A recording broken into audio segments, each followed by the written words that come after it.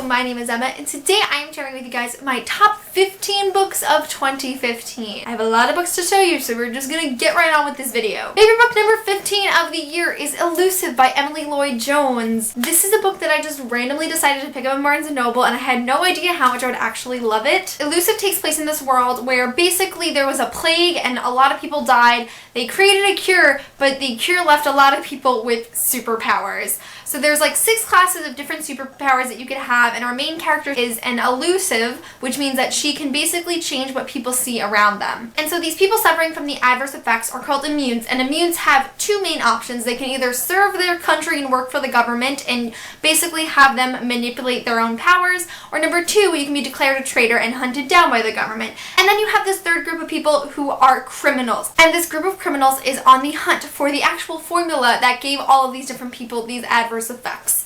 I loved Elusive. It's fantastic. If you love The Darkest Minds, this is exactly what you need to pick up next. I am so in love with the dystopian sci-fi genre, like with those 2 things mixed together, and Elusive is the perfect blend of it. If you haven't picked it up yet, which I'm pretty sure you haven't because I don't hear any hype of it on BookTube, you seriously need to. Book number 14 on the list is Passenger by Alexandra Bracken. I was lucky enough to be sent a copy of this early by Disney Hyperion, so thanks so much, Disney Hyperion. I have a full review on Passenger. If you read it and you'd like to know more of my thoughts, you can check out that review in the description below. I also did a video that was sponsored by Disney Hyperion, creating some hype around Passenger, where I do a mini review and I talk about some books that might be kind of similar to Passenger. If you want to check that challenge out, that will be linked below as well. Passenger was honestly one of the best written books I have read in so long. There's so many different things put into it that make this literally one of the most perfect novels I have ever read. It's about time travel and epic romances and adventure, and it's historical fiction mixed in with all of this. Oh my god, it's amazing. Passenger was just such an exhilarating read, and if you haven't read it, I definitely recommend you go check it out. Oh my god, this book was so freaking good. Book number 13 on my list is also by Alexandra Bracken, and that is In the Afterlight, the 3rd and final installment of the Darkest Minds trilogy. This is another book that I have a full review of, and if you're interested and you've read In the Afterlight and want to know my thoughts on it, check the video in the description.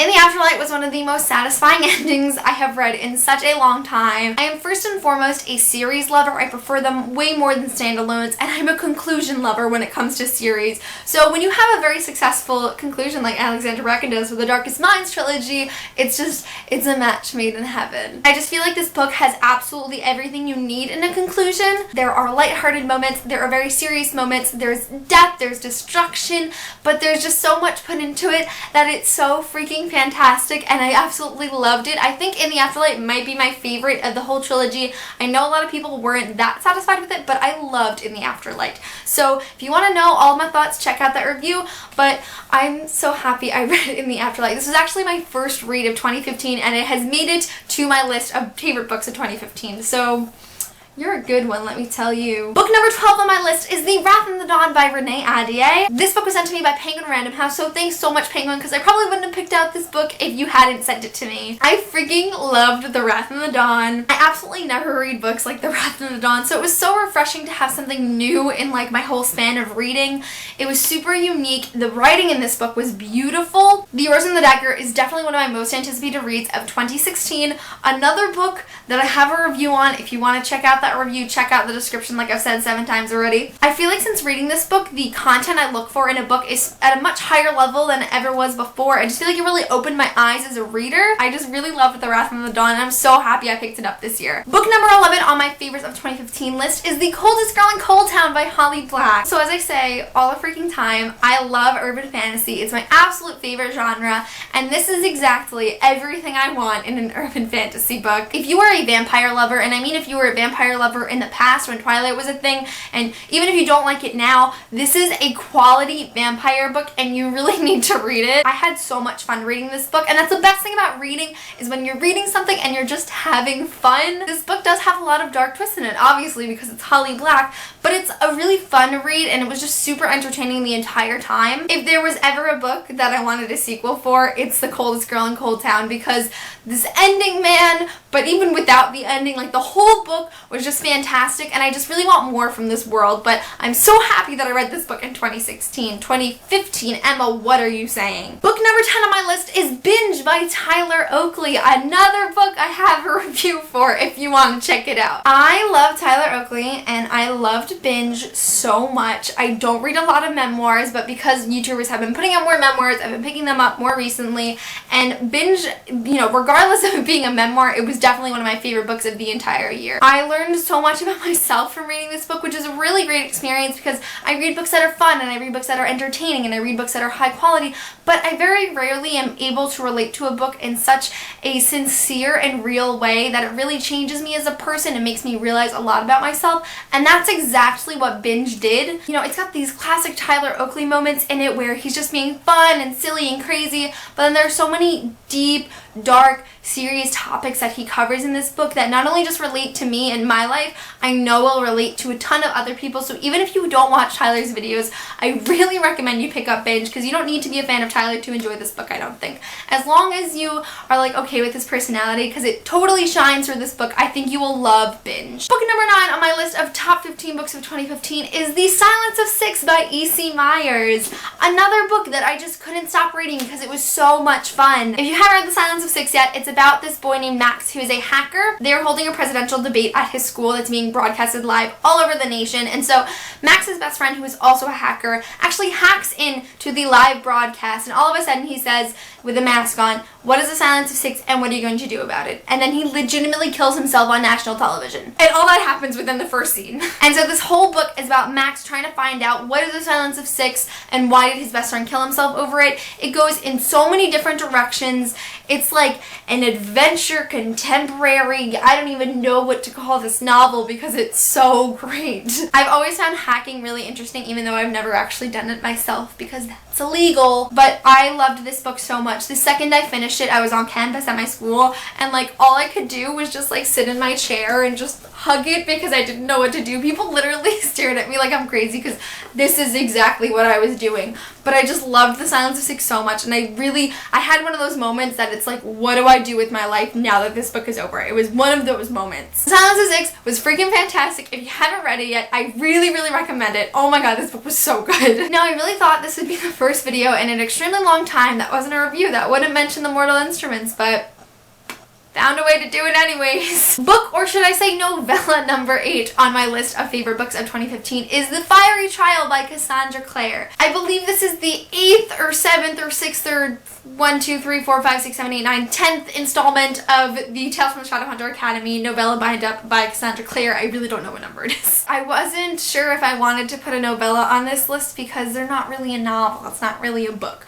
But I loved this book so much, it was impossible for me not to find a place to put it on this list. If you like any of the Shadowhunter books, whether it be the Mortal Instruments, the Infernal Devices, or if you're super excited for the Dark Artifices, you need to read this novella. Obviously, I only recommend picking up the novellas if you've read actually all of the Mortal Instruments and the Infernal Devices, but there are characters from all 3 of those series involved in this novella, and it's just a mess of feels the entire time. I cried 4 times at something that was probably less than 100 pages, if that puts it into perspective for you of how many feelings came out of me. It really trumps so much that I've read this year, and it's kind of sad to just prove how much of a fangirl I am for this series. But even though it was so short, it was so amazing and had everything I really wanted from after the Mortal Instruments series, because that's my favorite series of all time. It just included so much that I was looking for, and while I don't want to say the series is totally over, I got like a lot of closure because everything I wanted to happen actually happened. It was really fantastic, and if you haven't picked up the Tales from the Shadowhunter Academy series yet,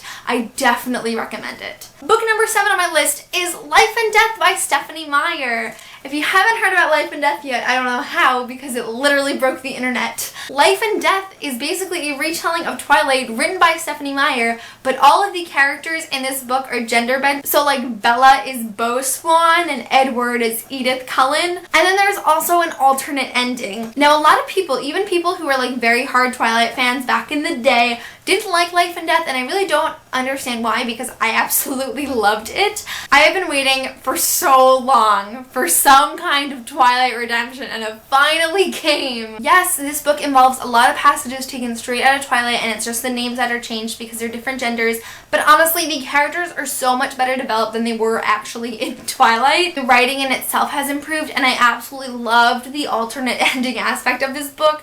I think if you're a Twilight fan and you haven't picked up Life and Death yet, I really think that you might have something wrong with you, because first of all, how did you even resist that? Second of all, it's fantastic and you need to read it. Book number 6 possibly on this list is 50 Shades of Grey by E.L. James. Yes, this book actually made it to my top 15 of 2015. I loved the 50 Shades of Grey trilogy. I read all of it in like the shortest amount of time this year. I love 50 Shades of Grey because it's an entertaining book, it's an entertaining story, and I really like the characters. It's not high quality literature, and I feel like I have to say that in every single video I talk about it with, because I feel like people think that my taste in books is shit if I do. But I loved 50 Shades of Grey. I really love when a series can totally captivate me and like take over every single thought in my mind, and that's exactly what 50 Shades of Grey did. Of course, it has a ton of flaws in it. I'm willing to accept that. I have already accepted that, and I will be very open about all of the flaws in this book, but I just loved reading it so much. I had so much fun being so invested in this series, and I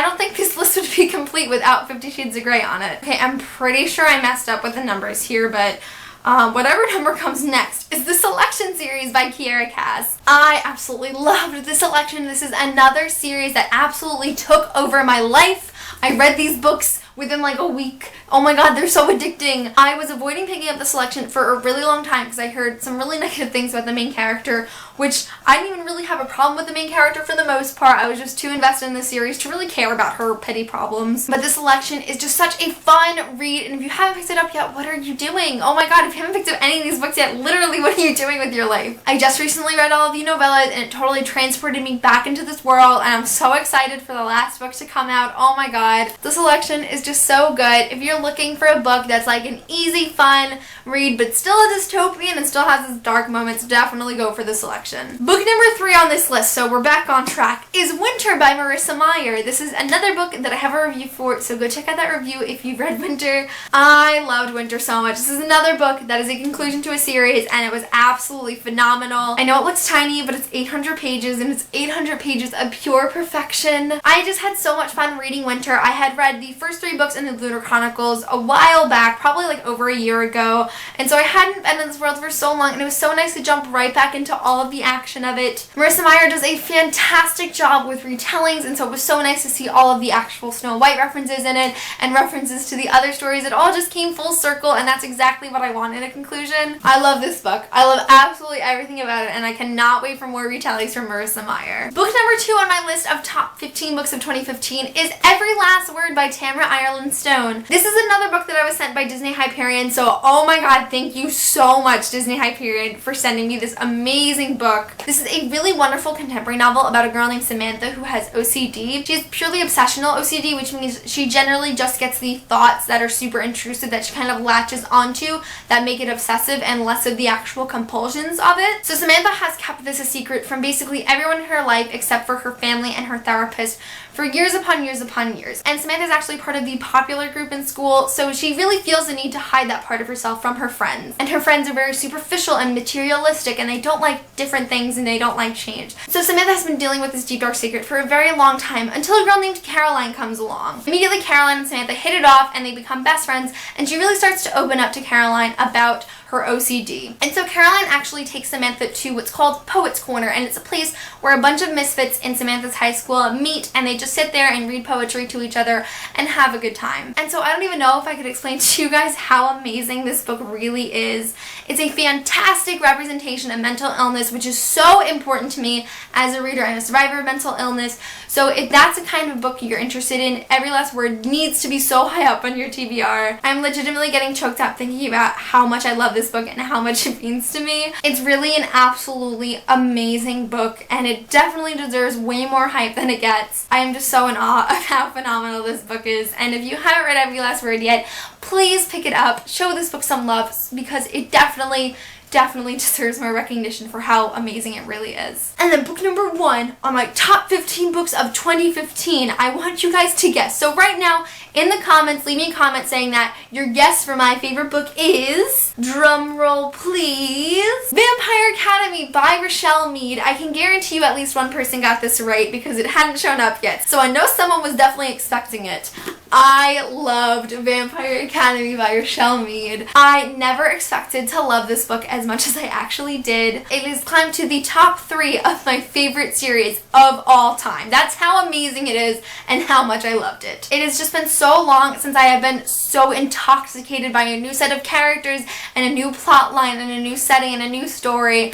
I legitimately have not felt this way about a book since I first read The Mortal Instruments in 2013. That's how much I loved Vampire Academy. This is another book that took over my life. It took over a good month and a half of 2015 where all I could do was think about Vampire Academy and read Vampire Academy and talk about Vampire Academy and just want to reread Vampire Academy even though I finished it 10 seconds ago. It's so amazing. If you love urban fantasy, I really don't know what you're doing if you haven't picked up Vampire Academy because it's everything I want in an urban fantasy series. I just started Bloodlines, which is the spin-off series. I've only read the first book, but the first book was freaking fantastic. I'm so excited to finish it. Oh my god, guys, Vampire Academy, just Vampire Academy. So those are my top 15 books of 2015. If I actually did 15, because I planned this out where I was supposed to do 15, but somehow I mixed up the numbers. Definitely let me know some of your favorite books of 2015. If you feel the need to give me all 15, then go for it. If you want to give me 5 or just 1, I'd love to know what you guys absolutely loved in 2015, so maybe I can pick them up in 2016. That is it for this video. Thank you guys so much for watching, and I will see you soon for a new one. Bye!